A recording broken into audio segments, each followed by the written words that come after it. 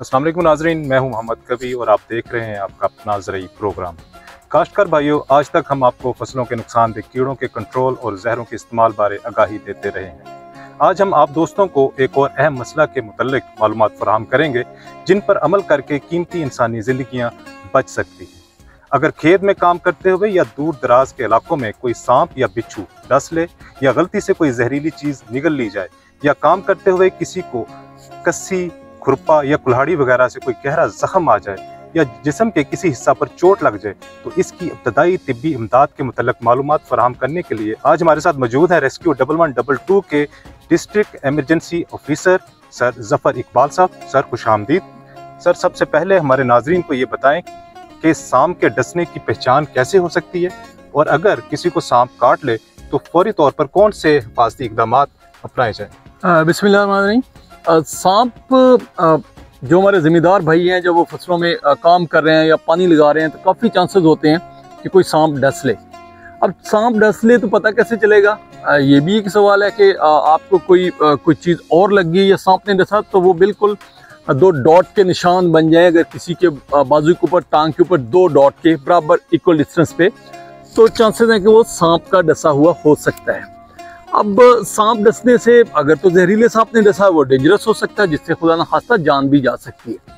सांप के बारे में कहा जाता है कि ये शायद ज़्यादा सांप जहरीले नहीं होते, सांप का खौफ ज़्यादा होता है। अब फर्स्ट एड पे आए कि हमें क्या करना चाहिए अगर सांप डस ले। ये मैंने कहा कि मेजॉरिटी सांप तो जहरीले नहीं होते, इसलिए ज़्यादा परेशान होने की ज़रूरत नहीं है, लेकिन फिर भी हमें तो नहीं पता चलेगा सांप जहरीला है या नहीं। हमें एहतियात क्या करनी है? अगर सांप डस ले, एक तो परेशान नहीं होना, पहले तो अपने हवास पे काबू रखना है। अगर आपको पता चल गया यहाँ पे सांप ने डसा तो एरिया को वॉश कर दिया जाता है।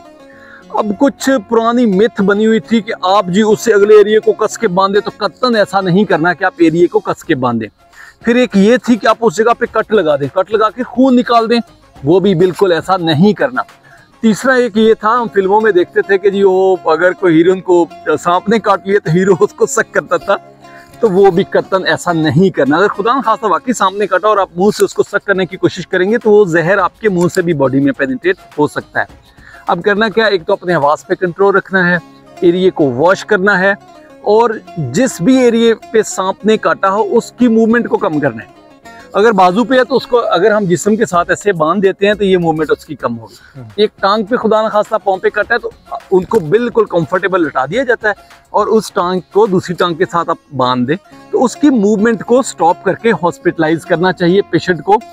दूसरा ये कि रेस्क्यू 1122 24/7 अवेलेबल है। अगर खुदा न खास्ता किसी जिम्मेदार भाई को कभी कोई सांप डस ले तो आप 1122 पे किसी वक्त भी कॉल कर सकते हैं ताकि आपको टाइमली हॉस्पिटल में शिफ्ट किया जा सके। सर बहुत शुक्रिया। अच्छा सर, ये बताइए अगर खेतों में काम के दौरान सोला, खुरपा या कुल्हाड़ी वगैरह से कोई जख्म आ जाए या सर पर चोट लग जाए तो इस सूरत हाल में फौरी तौर पर कौन से हिफाजती इक़दाम?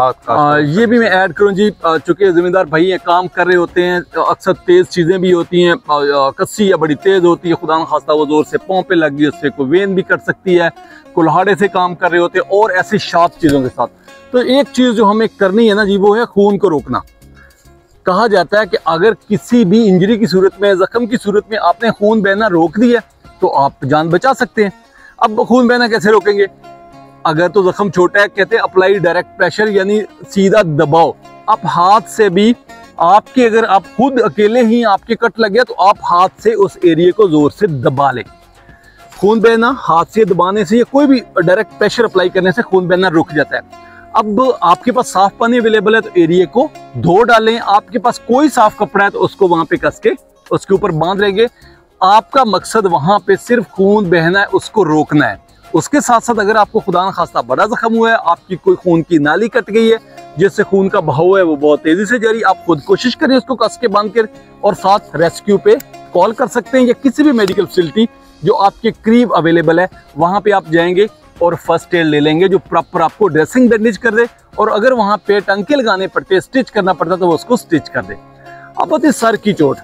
सर की चोट हमेशा यही खतरनाक होती है, वो चाहे तो किसी शार्प चीज से लगे या किसी ब्लंट जो कुंद चीज है और गिर के खुदा ना खास्ता सर पे चोट आ गई है। ऐसा देखने में आया कि हमारे जिम्मेदार भाई दरख्त पे चढ़े होते, वहां से गिर के सर पे चोट आ गई।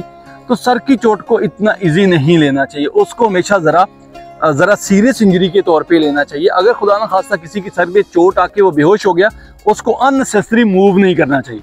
आप उसको उठ के बिठाने की कोशिश ना करें, उसको बिल्कुल सीधी जगह पे लटाए रहने दें और उसका सांस चेक करें कि सांस आ रही है। अगर खुदा न खास्ता सांस भी रुक जाए तो एक मखसूस तरीका है कि आप सीने को दबाना शुरू कर देंगे, चेस्ट कंप्रेशन। अगर सांस चल रही है और बंदा होश में भी है तब भी उसकी मूवमेंट ज़रा कम रखें। फिर आप ये देख सकते हैं कि सर में चोट लगने के बाद कान से या नाक से खून तो नहीं निकल रहा। अगर नाक से या कान से खून है तो इसका मतलब है इंटरनल इंजरी हुई है। तो ऐसे पेशेंट को आप बड़े आराम से लटाएंगे। प्रॉपर रेस्क्यू सर्विस ही चाहिए होगी इसके लिए। आप उसको मूव करने की कोशिश नहीं करें, रेस्क्यू पे कॉल करें ताकि वो स्पाइन बोर्ड की मदद से उनको प्रॉपर हॉस्पिटल शिफ्ट कर सकें।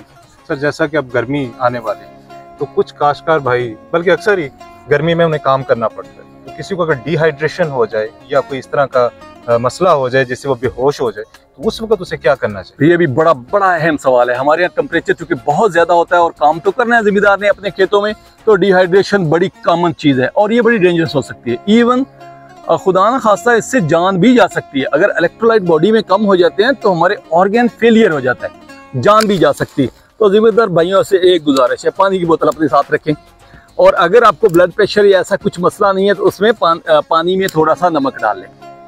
वो पानी आप साथ रखें, अपने सर को ढांप के रखें। जो डायरेक्ट एक्सपोजर है, आप कोई मोटा कपड़ा सर पे रखें ताकि सनलाइट के डायरेक्ट एक्सपोजर से बचे, सीधी धूप आपके ऊपर ना पड़े और पानी पीते रहें। आप फ्रीक्वेंट पानी पीते रहेंगे तो आप डिहाइड्रेशन से या हीट स्ट्रोक से बच जाएंगे।